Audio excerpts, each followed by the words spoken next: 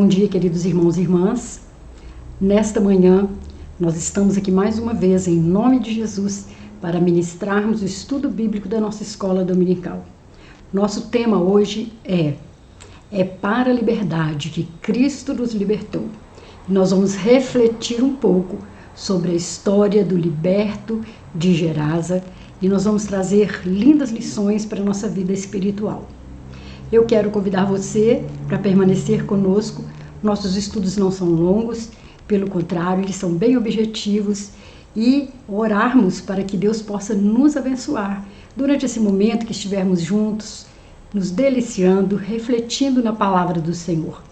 Que essa semana tenha sido de bênçãos e que a semana que inicia também seja abençoada. Te convido então a orarmos para que Deus possa nos abençoar de uma forma toda especial.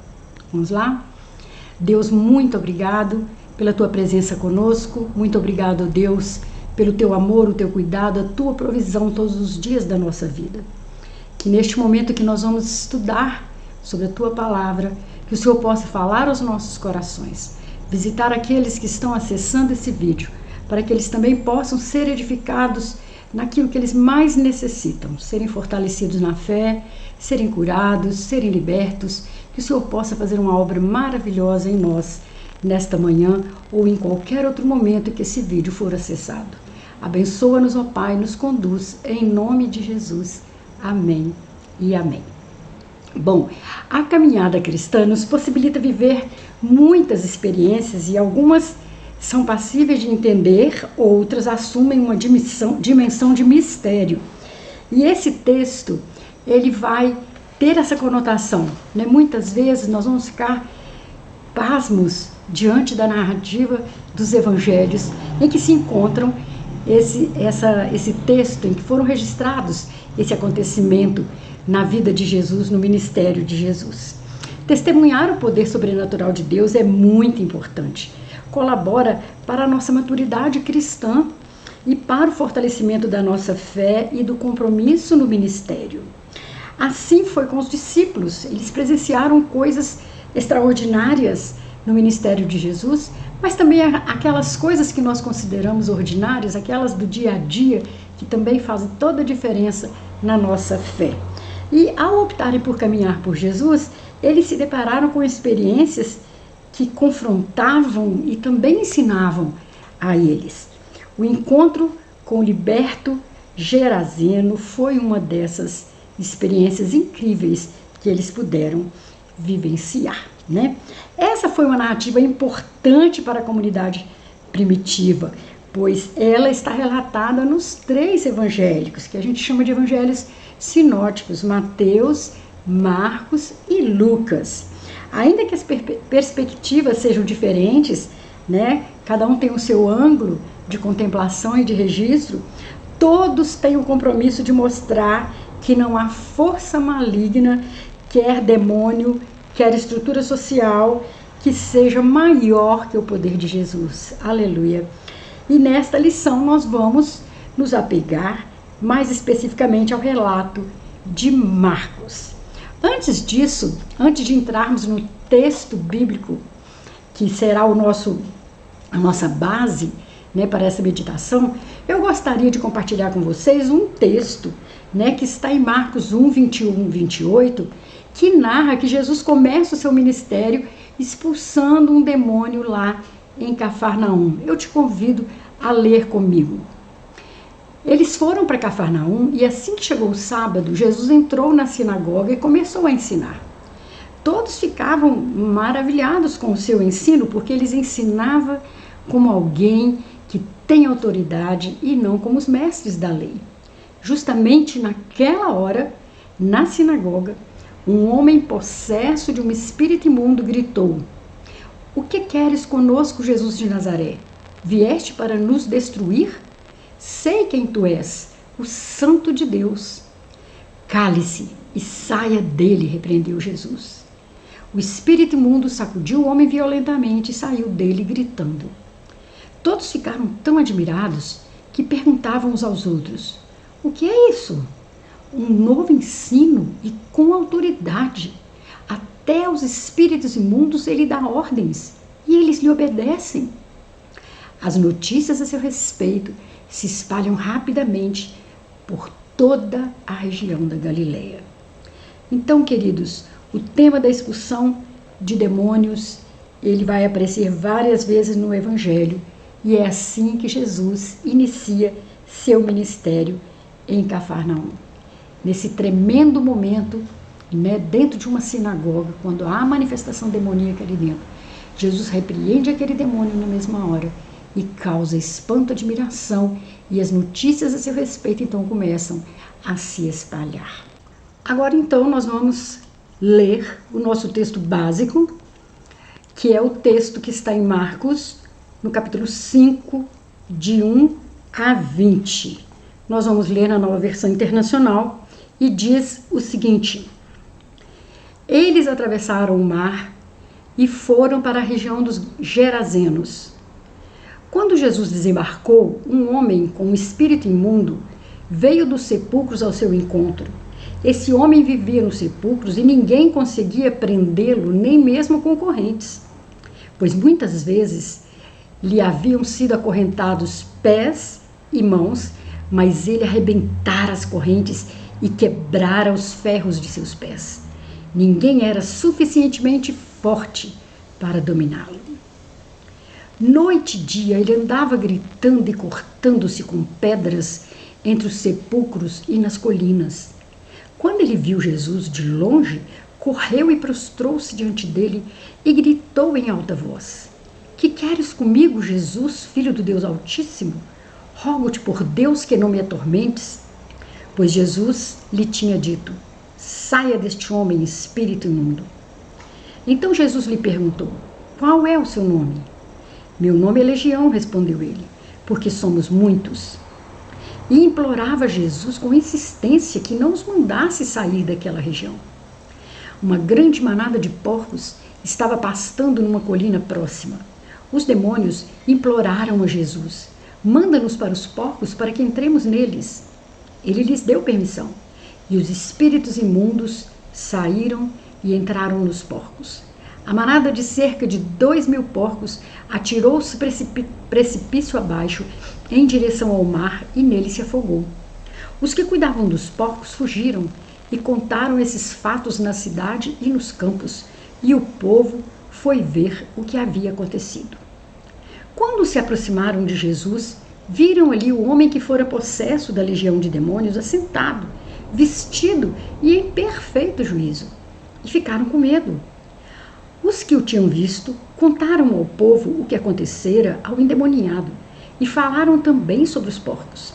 Então, o povo começou a suplicar a Jesus que saísse do território deles. Quando Jesus estava entrando no barco, o homem que estivera endemoniado suplicava-lhe que o deixasse ir com ele. Jesus não o permitiu, mas disse: Vá para sua casa, para sua família, e anuncie-lhes quanto o Senhor fez por você e como teve misericórdia de você. Então, aquele homem se foi e começou a anunciar em Decápolis quanto Jesus tinha feito por ele. Todos ficavam admirados. Que coisa tremenda, não é, irmãos? Que coisa surpreendente. Que evento que os discípulos puderam testemunhar naquele dia. Onde aconteceu tudo isso? Bom, Gerasa, como é chamado aí nesta tradução, Gerasa ou Gerash, é uma cidade do norte da Jordânia que era uma das 10 cidades das Decápolis greco-romanas. Gadara era uma das cidades autônomas da Decápole, situada a sudeste do Mar da Galileia e que eram habitadas predominantemente por não-judeus na época de Jesus. Era também o nome de uma região gentílica que correspondia à localização da cidade.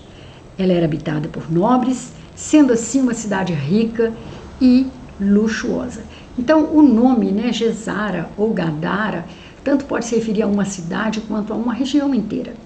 É provável que Gadara tenha sido a capital da região. E Mateus, portanto, referiu-se àquela área como sendo a terra dos gadarenos, porque o povo daquela região, quer vivesse em Gadara ou não, identificavam-se como gadarenos. Então, Mateus vai usar a expressão Gadara e Gadarenos. Marcos e Lucas possivelmente deram uma referência mais geral à terra dos Gerazenos, que seria a região mais extensa dentro da qual o incidente ocorreu. Então, quando a gente fala de região dos Gerazenos, os evangelhos referem-se de duas maneiras à localidade que se deu esse fato, como nós estamos explicando, né? Região dos Gerazenos ou região dos Gadarenos. Alguns manuscritos, como Mateus, Marcos e Lucas, trazem também a expressão Gerzezenos, mas essa grafia pode ter sido introduzida numa tentativa de resolver as diferenças, segundo alguns estudiosos. A região dos Gadarenos é a região ao redor, então, da cidade de Gadara, quase 10 quilômetros a sudoeste do Mar da Galileia.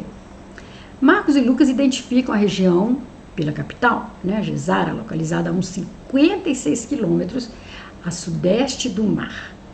Gerasa, situada a uns 56 quilômetros do sudeste do Mar da Galileia, pode ter possuído terras no litoral leste do mar e assim ter dado seu nome a uma pequena aldeia ali, que hoje é chamada de Quersa.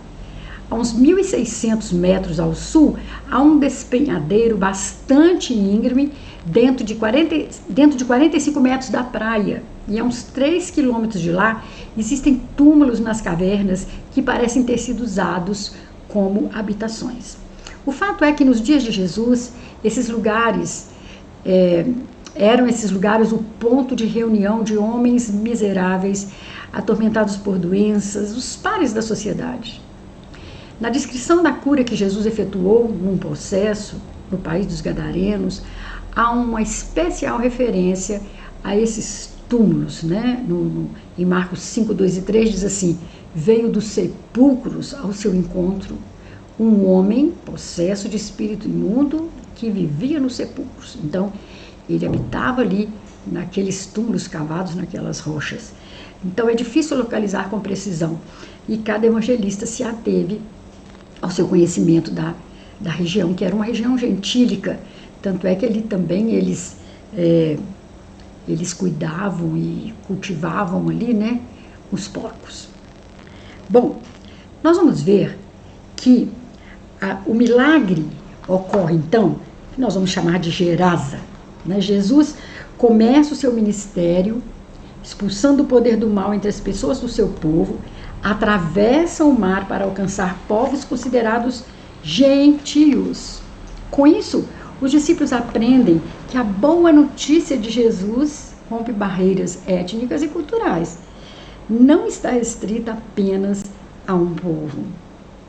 Na teologia da época, os porcos eram considerados impuros e os sepulcros também. Então, nós estamos lidando com dois elementos que vão falar muito forte nessa nossa reflexão, né? O contato com os túmulos era provavelmente considerado como um ritual impuro. Na crendice popular, os cemitérios eram tidos como lugares assombrados por fantasmas e espíritos desencarnados, né? Nós vamos ver isso muito nos filmes de terror até hoje, né? Segundo a Bíblia de Estudo da Reforma de 2017. Outro indicativo da pureza, outro indicativo da impureza desse evento são os porcos, para onde os demônios pedem para ir. Olha que interessante. Nos costumes judaicos, o porco é um animal impuro e a presença de uma manada de porcos ali colabora com a ideia de que era um território gentio, né? Um território não judeu, porque ali se criava porcos. Olha que interessante, irmãos. Dois elementos considerados, então, impuros para a cultura da época e para a cultura judaica, né? Porcos e sepulcros. O porco está na lista dos animais impuros dadas lá na lei de Moisés, né? E os judeus não comem os porcos. Consequentemente, não criavam porcos, né? E os sepulcros eram lugares considerados impuros porque ali habitava a morte, né? Ali habitava a matéria decomposta, né? E agora acontece algo muito interessante. Jesus faz uma pergunta para aquele homem possesso de demônios e pergunta: pergunta para o espírito imundo que está nele: qual é o seu nome? E ele diz: meu nome é Legião. O nome do demônio que atormentava aquele homem poderia ser uma referência à legião romana, uma espécie de exército do Império Romano conhecido pela sua forma perversa de atuar. Com esta palavra, além de apontar a multidão de demônios que o atormentava, quer dizer, não era só um, ele era atormentado por vários demônios, né? O evangelista também associa o poder do mal com o poder político e militar do Império Romano, que dominava o mundo através das suas legiões. Isto nos ajuda a perceber que a proposta libertadora de Jesus é integral e leva em conta as várias dimensões da vida humana. Achei isso muito interessante para a gente compartilhar. A legião, né, é um termo utilizado para designar a principal unidade de divisão do exército romano nos tempos bíblicos, e ela era formada por cerca de 6.000 soldados, o que nos leva a pensar que havia essa quantidade de espíritos imundos naquele homem. Meu Deus, é uma coisa inconcebível, né, ser habitado por tantos espíritos imundos. Mas aconteceu, né? Aconteceu, tanto é que Jesus o libertou. O homem vai em direção a Jesus e diante dele o mal estremece e reconhece o poder e a autoridade do mestre. Quem atormentava pede para não ser atormentada. A resistência é pequena diante do poder de Jesus e a legião de demônios pede para entrar nos porcos, e eles entram nos porcos que são jogados no mar, né? Aqui há outro simbolismo interessante também, né? Que o mar, na teologia da época, era um local desconhecido, um local habitado por seres desconhecidos, e na concepção daquela época havia monstros marinhos, animais horríveis nas profundezas do mar. Então o mar trazia aquela ideia de local infinito e desconhecido e habitado por seres monstruosos. Então os porcos são lançados no mar. A tranquilidade do homem, agora liberto por Jesus, vai transformar toda a cena, né? Aquela legião de porcos correndo despenhadeira abaixo e se afogando no mar contrasta muitíssimo com a figura do homem agora vestido, tranquilo, conversando como uma pessoa normal. E contrasta ainda mais com o temor dos porqueiros que assistiram a esta cena. Imagino o desespero de não poder conter a manada de porcos que eles tomavam conta. Como eles vão dar essa notícia para os seus patrões? E eles estavam simplesmente chocados, né? Jesus havia destruído os porcos por causa de um homem endemoniado.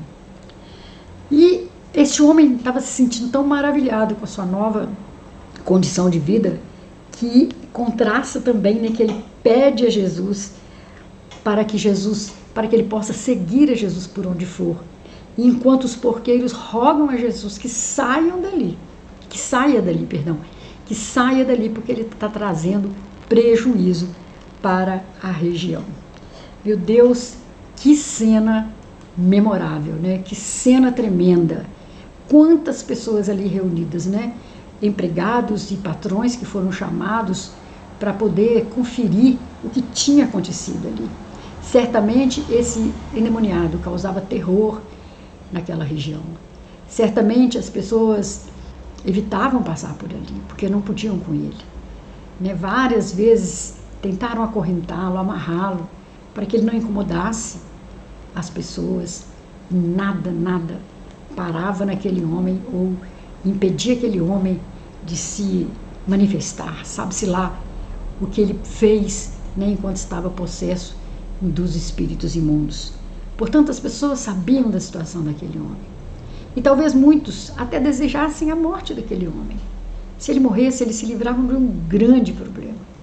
Mas Jesus vem e liberta aquele homem de uma maneira maravilhosa, de uma maneira sobrenatural, invocando o Espírito de Deus, né, com autoridade, para que aqueles espíritos se retirassem daquele homem. Mas ali, aos olhos das demais pessoas, houve um grande prejuízo. Muitos porcos, né? Cerca de 2.000 porcos se perdem despenhadeiro abaixo e se afogam no mar. Que prejuízo financeiro para aquela região. Mas como isso contrasta, né, com o valor da vida humana que foi recuperada. É muito interessante nós frisarmos esses contrastes, né? Pontos de vista diferentes para o mesmo evento.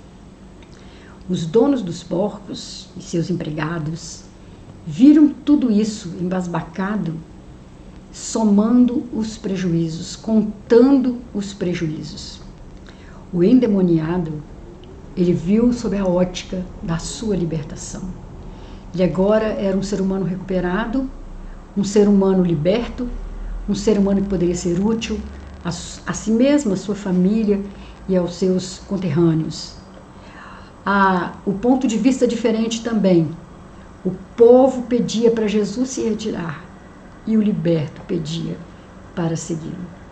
Olha que contraste de visão, que contraste de interesses, né? E esse homem que pede para seguir a Jesus, Jesus dá a ele uma missão, uma incumbência diferente da que ele estava pedindo. Ele diz: volte para sua família e anuncie para os seus o que Deus fez por você. E olha quanto a mensagem desse homem impactar. Certamente, como eu disse, ele devia ter uma fama em toda a região. Ele chegar dizendo que ele era aquele homem que vivia atacando as pessoas, que vivia desesperado, que vivia gritando, que vivia se ferindo, provavelmente ferindo outras pessoas, todo retalhado, machucado, entrando e saindo daqueles sepulcros. A hora que esse homem chegasse em seu perfeito juízo num determinado lugar e fosse contar o que Deus tinha feito por ele, os irmãos conseguem imaginar o tamanho do impacto que ele causaria nas pessoas que o ouvissem? Pois é, os discípulos seguiram, voltaram com Jesus, levando na bagagem mais uma experiência tremenda sobre o poderio de Jesus, a misericórdia do Senhor e o valor inestimável da vida humana. E o Gerazeno, o Gadareno, ele foi para Decápolis, né, aquele lugar onde tinha 10 cidades, né, greco-romanas, e ali ele foi passando por todas as cidades e contando o que Deus tinha feito por ele. Então, quantas pessoas devem ter passado a crer, né, em Jesus, passado a crer no poder de Deus, depois da história deste homem, do testemunho deste homem. Então, nós vamos ver que esse texto, ele traz para nós muitas inquietações, né, muitas perguntas, e eu tenho certeza que na sua mente, no seu coração, ele tem várias perguntas a serem feitas que provavelmente, se nós tivéssemos presencialmente, ao vivo, talvez eu não soubesse respondê-las, porque há muitos, como eu disse no início, muitos mistérios envolvendo essa narrativa. Mas nós podemos tirar lições deste texto. E nós vamos ver que, a partir do título, né, em muitas versões bíblicas, o título seria o endemoniado Gadareno, ou o endemoniado Gerazeno, né? Mas devia ser diferente, não é? O título poderia ser o liberto Gerazeno, o liberto Gadareno, porque a gente daria mais enfoque ao que foi realmente especial, né? E não o que ele tinha sido no passado. Então, queridos, no encontro com Jesus, este homem solitário, que só consegue clamar a respeito do seu flagelo, ele foi liberto, restabelecido, recebeu uma missão e ele cumpriu essa missão com êxito. E entre inúmeras lições que nós podemos tirar desse texto, nós vamos destacar que nós temos um Deus que se dispõe a cruzar fronteiras pelo ser humano, a fim de lhe servir como refúgio, libertador, transformador, salvador. Nesse sentido, o convite que Jesus nos faz para segui-lo nos compromete com uma mensagem que seja libertadora, com a acolhida de todas as pessoas, especialmente aqueles que mais precisam. A nossa mensagem, como nós vamos falar em nome de Deus, somos embaixadores de Deus, ela tem que ser libertadora. Pessoas feridas, com correntes diversas, aprisionadas por demônios, estruturas ou pessoas que as oprimem, deve ser alvo da nossa atuação missionária e nossa acolhida. A autoridade nos foi concedida por Jesus e devemos usá-la a serviço do próximo. Na indignação do povo diante do que Jesus tinha feito, é possível enxergar o quanto as pessoas também se encontravam acorrentadas, ali pela ganância e por valores distintos daqueles do reino de Deus. A vida humana, ela não tem preço. O que havia acontecido ali era um milagre, mas o egoísmo e a ganância haviam impedido as pessoas de ver os porcos como recursos investidos para salvar uma vida. Eles só percebiam o prejuízo.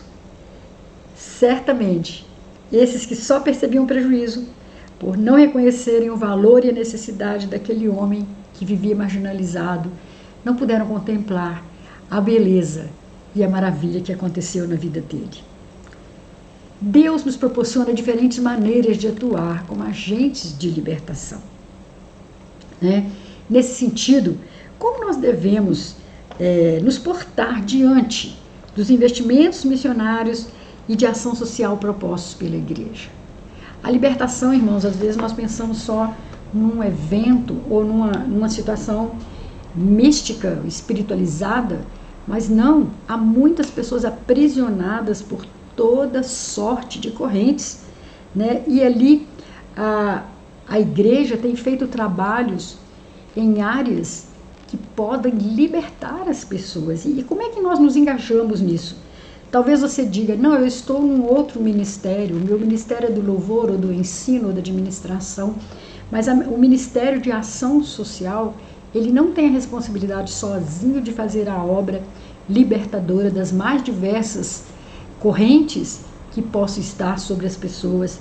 Pelo contrário, o reino de Deus precisa do nosso investimento como membro do corpo de Cristo. E isso independe do ministério que você serve, ou independe do seu chamado. Nós precisamos cooperar uns com os outros para que haja libertação na vida das pessoas. Nós podemos refletir então, o que aprisiona os seres humanos hoje? Os espíritos imundos, os espíritos demoníacos, continuam fazendo o seu trabalho de afastar o homem de Deus, de impedir o homem de conhecer Jesus e a libertação. E existem várias estratégias que são usadas por eles, não somente a possessão tida, como a possessão, a entrada do espírito imundo possuindo uma pessoa, mas outras estratégias que são tão devastadoras quanto, os vícios, o alcoolismo, as drogas, as diversas maneiras de prender e de escravizar um ser humano, a pornografia, a mentira, relacionamentos abusivos, quantas pessoas estão aí aprisionadas por abusadores, por pessoas dominadoras, por pessoas que não as libertam em nenhum aspecto, pelo contrário, as escravizam.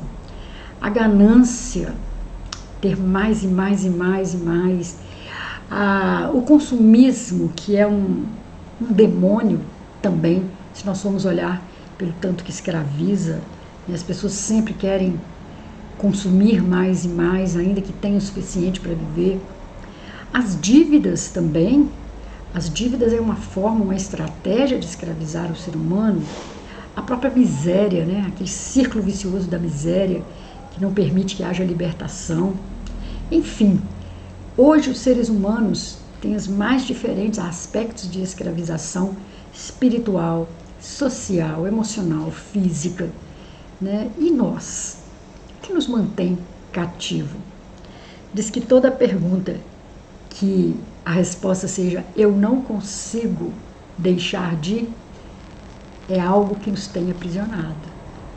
E isso, se for olhar, cada um de nós tem a sua prisão, A sua maneira de estar escravizado a alguma coisa, seja um vício de um refrigerante, por exemplo, eu não consigo ficar sem isso, ou vício de uma comida, ou vício, enfim, das coisas que a gente consideraria mínimas, mas que traz prejuízo à nossa saúde física, mental, espiritual, que dirá os grandes, né, os grandiosos vícios aí que acabam tão precocemente com as vidas, né, dos nossos jovens, dos nossos adolescentes. E agora, há uns anos para cá, né, quantas pessoas viciadas, né, na tecnologia.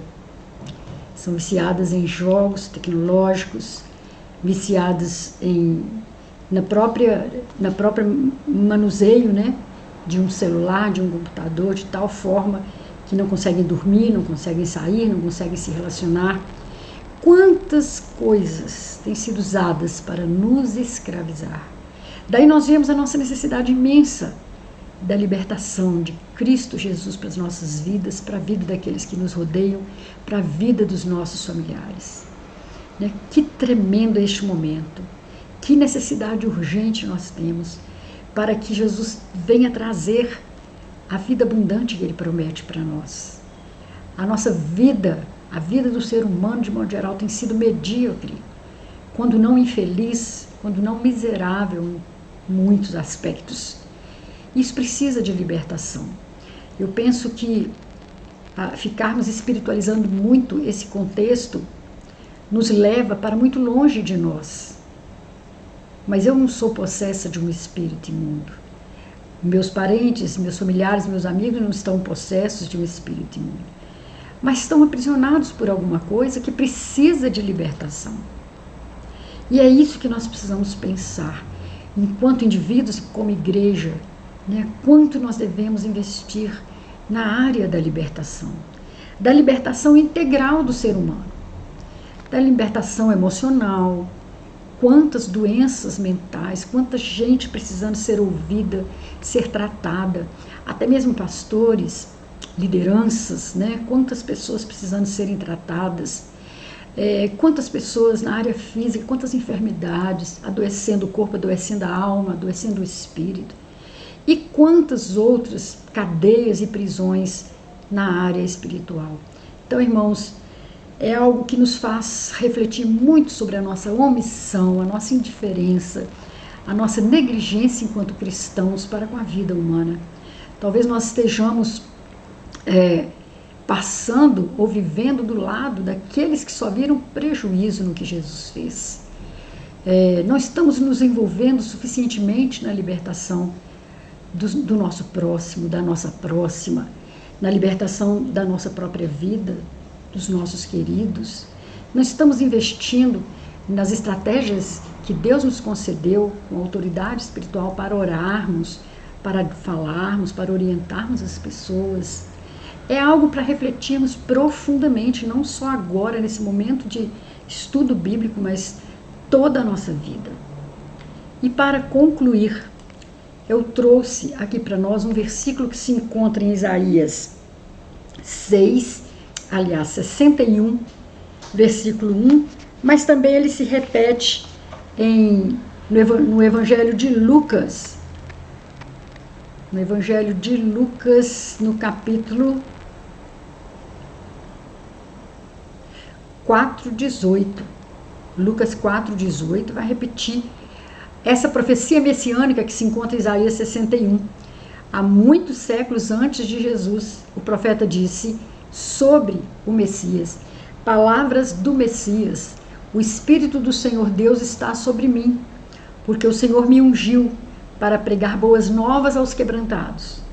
Enviou-me a curar os quebrantados de coração, a proclamar libertação aos cativos e a pôr em liberdade os algemados. E a coisa mais linda, né, essa cena descrita em Lucas 4:18, quando Jesus, numa sinagoga, ele abre o livro do profeta Isaías e lê essas palavras: o Espírito do Senhor está sobre mim, porquanto me ungiu para anunciar boas novas aos pobres, enviou-me para proclamar libertação aos cativos e a restauração da vista aos cegos, para pôr em liberdade os oprimidos. E depois que ele termina de ler, ele fecha o livro e diz aos seus ouvintes: hoje se cumpriu esta profecia. Meu Deus, que momento tremendo, que momento especial para aqueles que o ouviram, que o viveram, né, ali na presença de Jesus.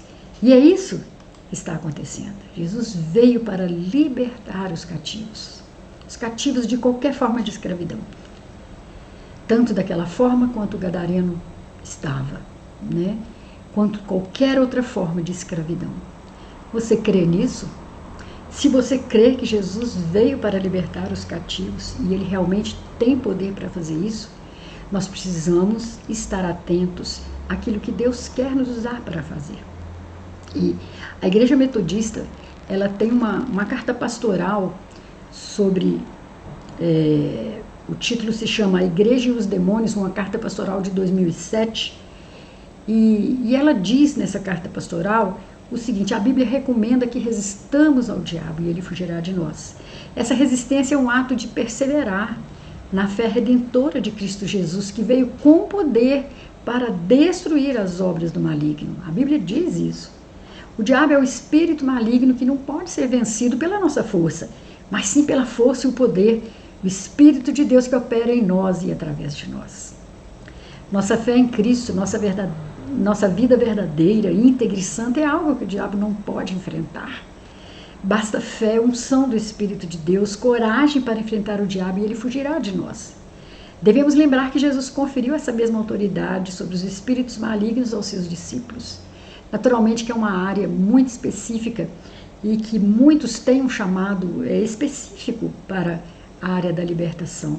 Mas na verdade Deus pode usar qualquer um de nós em momentos determinados para fazer esta obra, e a força não está em nós, a autoridade não é nossa, né? A autoridade é no nome de Jesus. E nessa carta pastoral tem dois tópicos que eu achei muito interessante repetir aqui para vocês como orientação. O tópico 3 diz assim: nunca, sob hipótese alguma, podemos permitir que o diabo, ao atormentar uma pessoa, interrompa nosso culto a Deus. Isso a gente vê demais acontecer, principalmente nos programas televisivos, né? Em que há uma manifestação demoníaca e aquilo se transforma num show, num espetáculo que é passado pela câmera e as pessoas ficam expostas, humilhadas ali, enquanto não estão conscientes de si. Então a carta nos orienta aos metodistas o seguinte: havendo uma manifestação, não deixemos que isto vire um show e espalhe o culto que é devido a Deus. Imediatamente, irmãos e irmãs fiéis e idôneos devem retirar a pessoa oprimida ou possessa para um lugar reservado, ajudá-la a libertar-se da opressão e tratá-la com todo amor e carinho. Enquanto isso, o culto deve prosseguir, né? Normalmente, valorizando-se a ação de graça, da graça e do Espírito de Deus, e não a experiência da opressão maligna. Eu achei essa orientação muito específica, muito interessante, né? Preservando a dignidade da pessoa. Um outro ponto interessante devemos distinguir através do dom do discernimento de espíritos, que é um dom concedido pelo Espírito Santo, se a manifestação é de fato possessão demoníaca, pois há diversas enfermidades psíquicas que produzem reações que podem ser confundidas com possessão demoníaca. Tal confusão pode ser altamente danosa para a pessoa atingida. Olha, às vezes a falta de um medicamento que a pessoa toma usualmente e necessária, né, para o seu tratamento psíquico, mental, torna aquela pessoa muito semelhante. Ela passa a fazer coisas muito semelhantes à de uma pessoa possessa. Nós devemos ser humildes e reconhecer que algumas pessoas precisam de acompanhamento profissional de um psicólogo ou até mesmo de um psiquiatra ou dos dois. Nesses casos, nós precisamos reconhecer também que existem paralelamente necessidades espirituais e essas devem ser tratadas pelo pastor ou pastora em aconselhamento pastoral.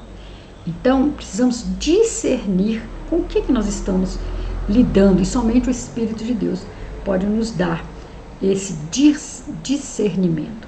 Então, queridos, é muito interessante, né, que nós possamos tomar conhecimento, pesquisar, falar para as pessoas que nós somos discípulos de Jesus e que Jesus quer que nós sejamos usados, sejamos instrumentos em sua mão para a libertação das pessoas nas suas mais variadas formas de escravidão. Que Deus possa te abençoar nesse dia e te levar a querer aprender mais e mais, né, sobre este tema tão precioso. Um dia nós fomos libertos, né, do poderio de Satanás. Um dia nós fomos libertos, né, do império das trevas para o reino de Jesus. Um reino de amor, um reino de vida abundante, um reino de discernimento, de sentido, de significado, de bondade, de justiça. Nós precisamos desejar que outros venham conhecer esse reino, porque foi para isso mesmo que Jesus veio, para libertar os cativos, né? Para libertar os cativos e para que as pessoas o conheçam e tenham a vida abundante prometida por Ele. Que Deus te abençoe, que nós possamos nos encontrar em outros domingos e que você tenha aí uma semana plena das bênçãos de Deus, da sua orientação, do seu discernimento, em nome de Jesus. Amém e amém. Eu quero deixar ainda com vocês um cântico, um hino até antigo, mas que vai falar tanto ao nosso coração depois de termos refletido sobre esse tema. Fica então com este hino que fala tanto ao coração da gente e vai te fazer tão bem, eu tenho certeza. Grande abraço.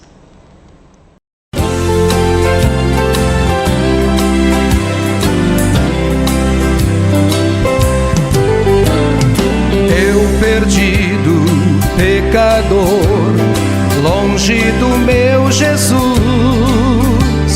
já me achava sem vigor, a perecer sem luz. Meu estado Cristo viu, dando-me sua mão, e salvar-me conseguiu da perdição. Cristo me amou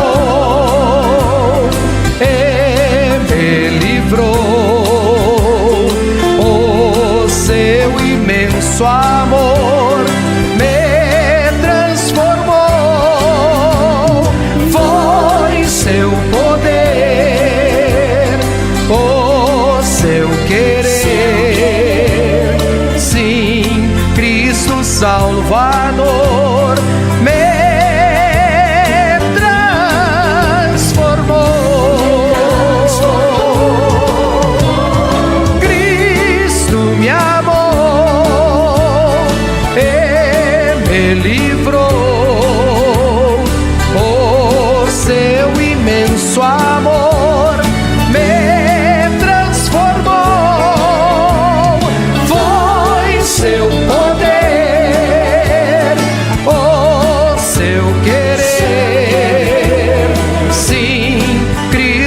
Salvador